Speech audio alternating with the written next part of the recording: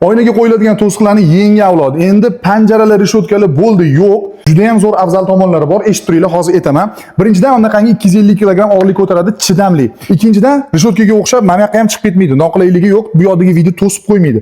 Juda tez bitadi va uyga qamoqqa aylantirmaydi. Pajar xudo ko'rsatmasa bu narsa bo'lib qolsa, bemalol buni kusachkada shundoq qilib chiqib ketaveradi. O'zbekistonda analogi yo'q bo'lgan unaqangi xomashyo mahsulot ishlatiladi bu yerga. Juda ham yumshoq, xavfsiz, bolalarning qo'liga ham zarar bermaydi. Bu bolalar, yosh bolalar bor xonadonlar, maktab, bog'chalarga juda ham ko'p foydalanishyapti. Hozir ham bitta bog'chaga o'rnatilganini ko'rib turibmiz. Yana to'lovi juda ham qulay.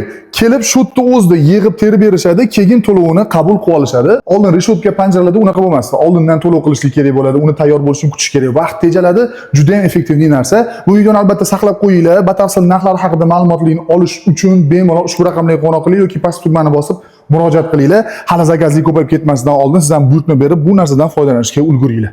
Winblock tavsiya qilamiz.